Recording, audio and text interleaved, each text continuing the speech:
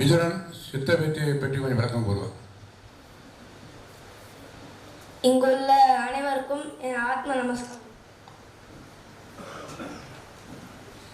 வன்கடல் மாயில் பட்டு உழன்று வடக்கு தெற்கு தெரியாமல் தவித்து வளைந்து மாயும் மானிடர் தமக்கு வடக்கு தெற்கு திசைகள் காட்டி வாசியாம் ஜீவனின் மேல்கதி புகட்டி வாசி காத்து இன்புற வாழ வலிசை புராண புண்ணிய மாலுமி வடகரை சித்த சமாஜ நிறுவகர் சுவாமி சிவானந்த பரமம்சர் வானுரை தந்தை ஜெகஜோதி வாழும் மலரடி பணிந்து வாழ்வோமே.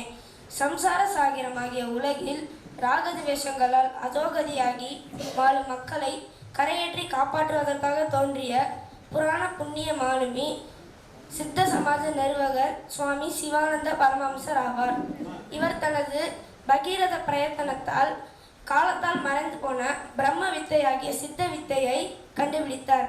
சித்த வித்தை பயிற்சியை செய்யும் பொழுது ஆழ்ந்த தூக்கத்தில் ஈடுபடும் போன்று மூச்சமைவதால் இதுவே இயற்கையான பிராணாயாமம் ஆகும். இல்லற வாழ்வில் இருந்து கொண்டே பற்றற்ற வாழ்க்கையை வாழ்வதை விட பற்றற்ற வாழ்க்கையை கடைபிடித்து ஈஸ்வர சேவை செய்து விடுதலை பெறலாம் என்பதற்கு எடுத்துக்காட்டாக ஒரு நிறுவனத்தை அவர் நிறுவினார். அதுவே சித்த சமாஜம். ஜாதி மத வேறுபாடுகளும் தீண்டாமை போன்ற கொடுமைகள் ஏதும் இல்லாத ஓர் உன்னதமான ஆன்மீக தர்ம நிறுவனமும் கூட இது. இதனை நிறுவியதன் காரணம் சமூக மற்றும் ஆன்மீக மறுமலர்ச்சிக்கு வித்திட்ட பெருமை இவரையே சேரும். அதிதீவிர சாதனை மூலம் தான் கண்டறிந்த உண்மையை மக்கள் தெரிந்து கொள்வதற்கும் தான் அனுபவித்த பேரானந்தத்தை அவர்களும் அனுபவிப்பதற்கும் சாத்தியமாகும் ஒரு பொருட்டு சித்த வேதம் எனும் மோட்ச சூத்திரத்தை அவர் இயற்றினார்.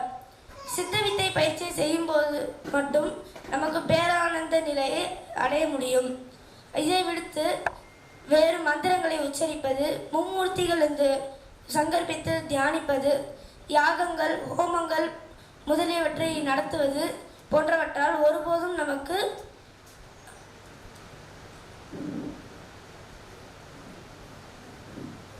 பேரானந்த நிலையை அடைய முடியாது.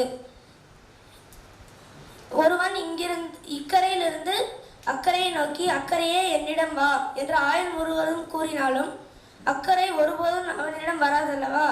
இதுபோன்று சித்த வித்தை மாயா கடலிலிருந்து நம்மை காப்பாற்றும் படகாக உதவுகிறது. ஆத்ம நமஸ்காரம்.